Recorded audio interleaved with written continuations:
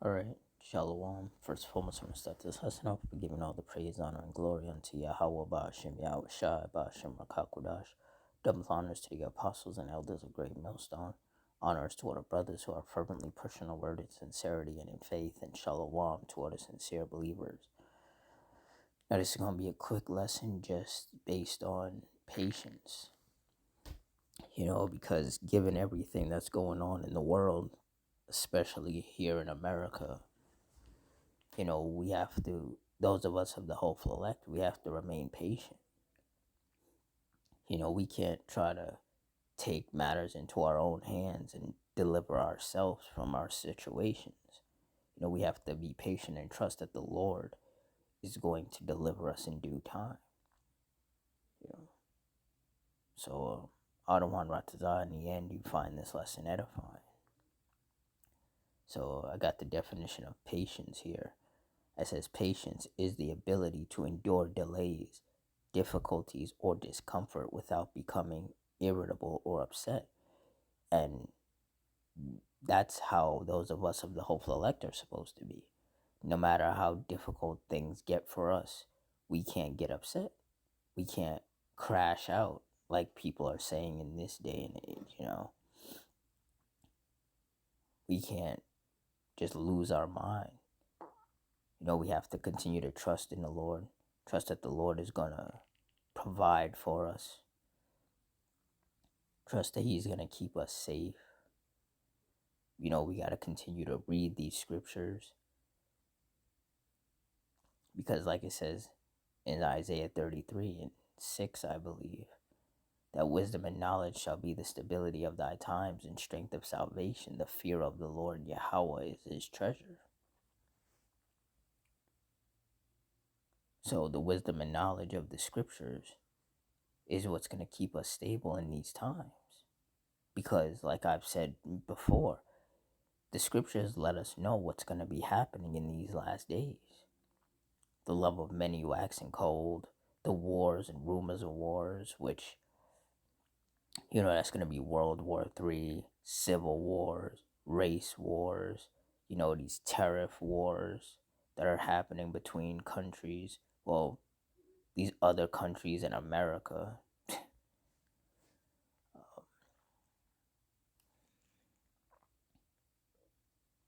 There's going to be a lot of violence, a lot of storms and tempests and fires and earthquakes.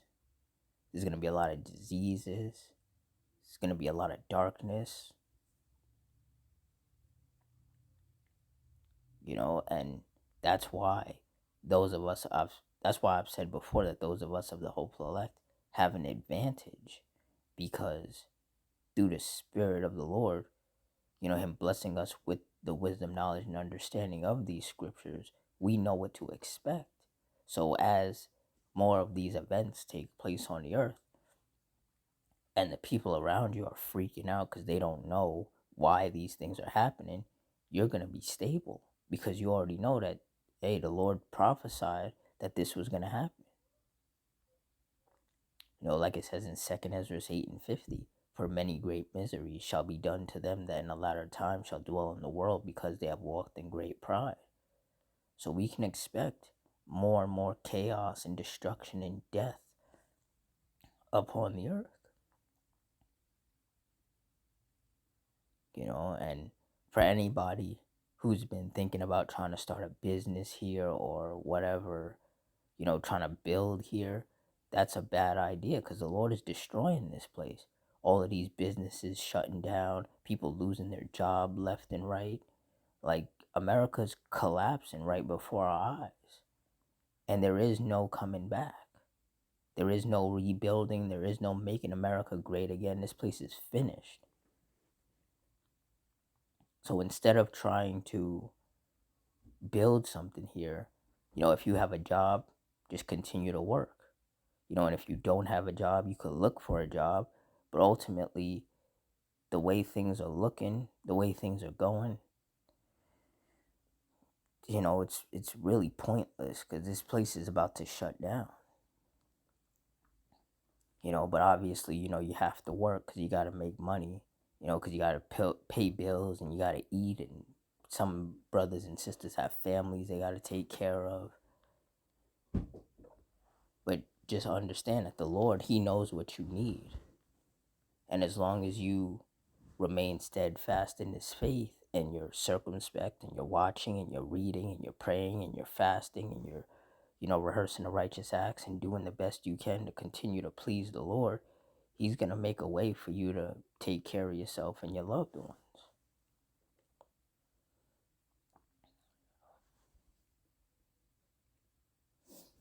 Psalms 37:7. Rest in the Lord Yahweh, and wait patiently for him. Fret not thyself because of him who prospereth in his way, because of the man who bringeth wicked devices to pass. And that's particularly talking about Esau, the so-called white man. We're not supposed to be worried about these Edomites. You got these Edomites coming out the woodworks, just being the devil, just being a bunch of racist, hateful demons. But we already knew that's the type of time these Edomites were on. These so-called self-proclaimed white people. We already knew who they were. We already knew how they looked at us, how they felt about us. So them just being more open about it comes as no surprise. And a lot of them are doing that because Trump is in office, and he's a just POS, So they're only just feeding off his energy. Like, he's a racist and he's a hateful person, so his supporters are going to be just like him. But ultimately, you should want them to do that. They're letting you know who they are. Brothers have constantly been saying that we have enemies, and these Edomites are letting us know that, hey, that we are their enemy and they are our enemy. So I see a lot of people, getting upset because these Edomites are acting out and showing their hatred towards us. And it's like, those of us of the hopeful elect, we already knew what it was. So it comes as no surprise to us. And, you have all these Edomites talking about how they want to, bring back slavery and being able to lynch Jake and all of that. And it's like, those of us of the hopeful elect, we're not worried, because we know that a man's goings are of the Lord. So therefore, these Edomites have no control over what they do or over what they say. We know what's in their heart. We know that they hate us. We know that if they could bring back slavery, they would. But the Lord is not going to let that happen again.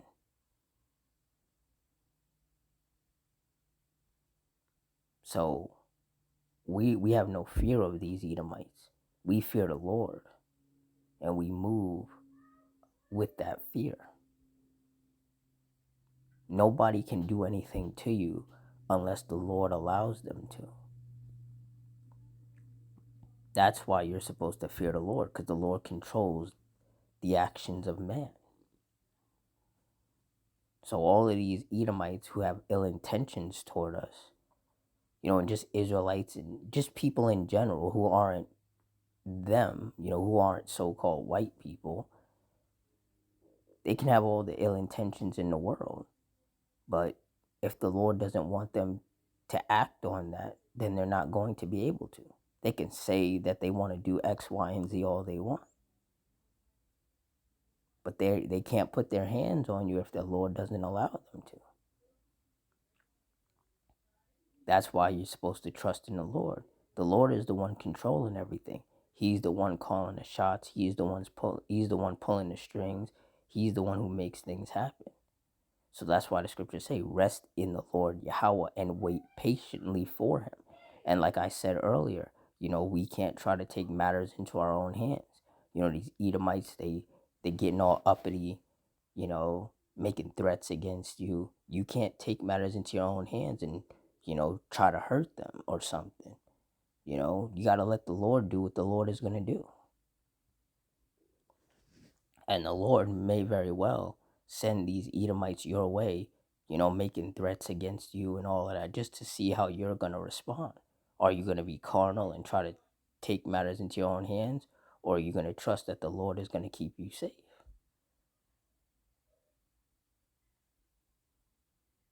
And also, it says, fret not thyself because of him who prospereth in his way. And you see these Edomites just being complete demons, and it seems like, they're getting away with it. Like there's no consequence for their actions. But there is consequence. Best believe the angels of the Lord are documenting everything that these devils are doing, and they're reporting back to the Lord.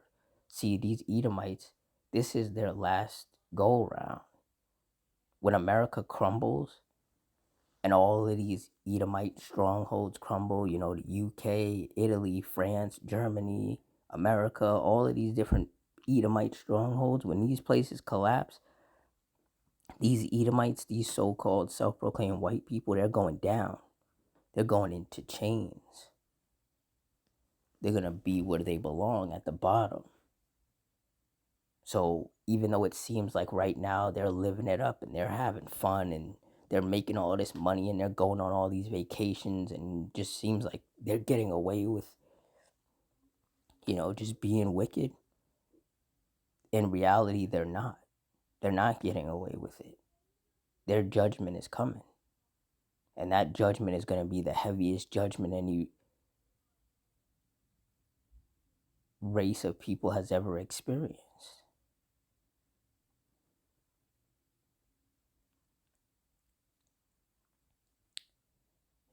So we have to just continue to just think positively, just trust in the Lord and just focus on being in this faith.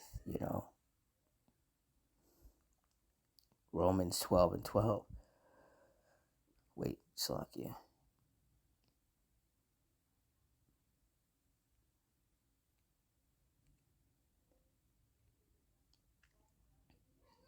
Romans 12:10. Be kindly affectioned one to another with brotherly love, in honor, preferring one another. Verse 11. Not slothful in business, fervent in spirit, serving the Lord. And that's what we're supposed to do, just fervently serve the Lord. Like I said, the watching, the reading, the praying, fasting, just moving as righteously as you can in life.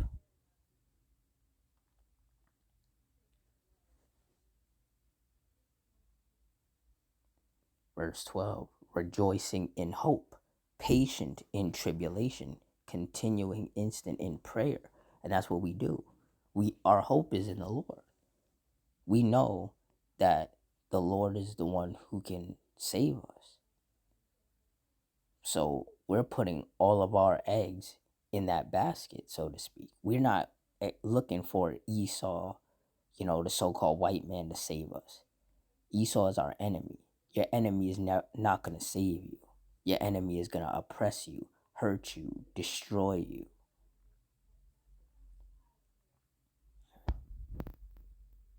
It says rejoicing in hope, patience in tribulation.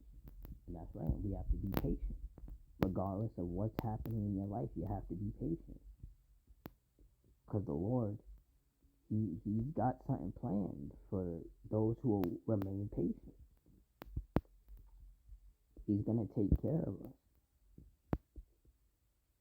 It says continuing instant in prayer. And that's right, we got to be fervently praying.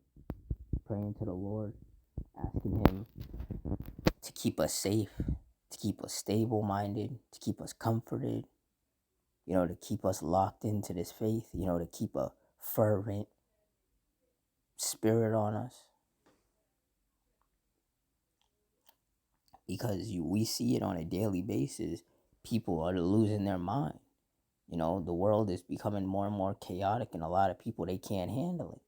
And they crash out. They go on a killing spree, or they kill themselves. We don't want to be one of those people.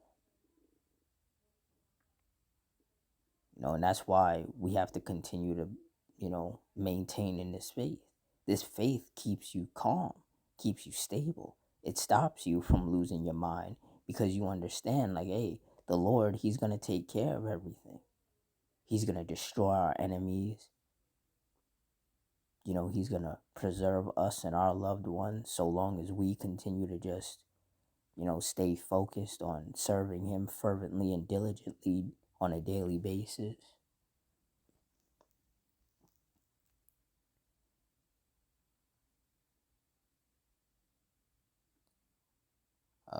Verse 13, distributing to the necessity of saints, given to hospitality. Yeah, so like those of us whose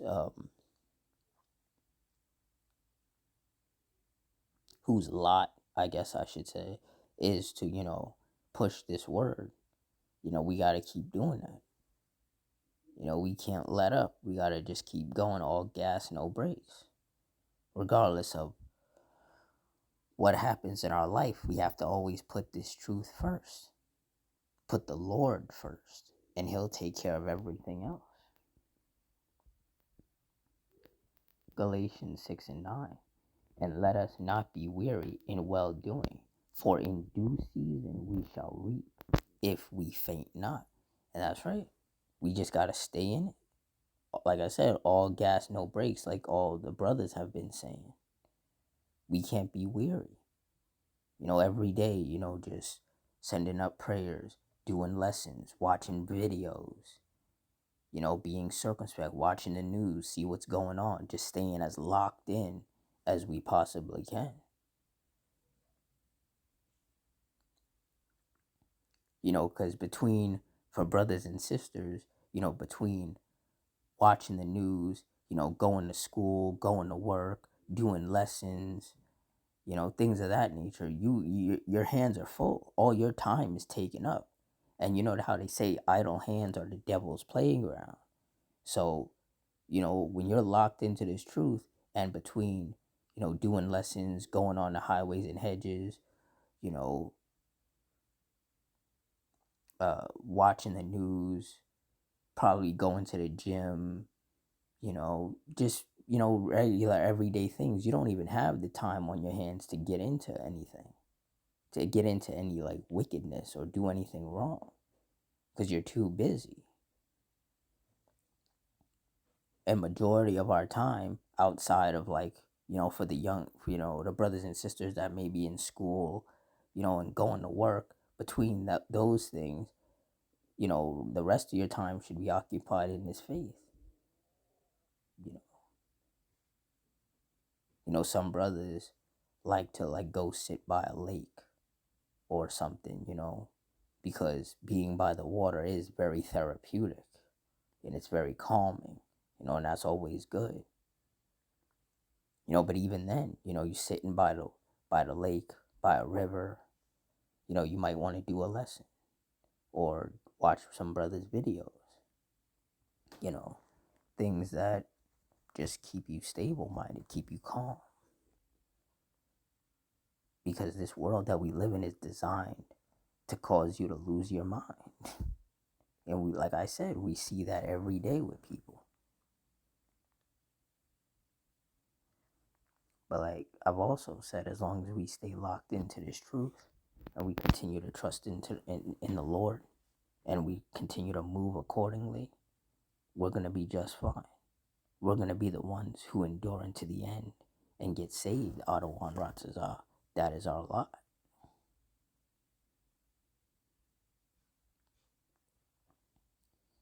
So for all you sincere brothers and sisters, stay patient. Don't be weary in well doing. Stay prayed up. Stay fervent. Stay circumspect. Continue to read. Continue to be brotherly and sisterly towards one another.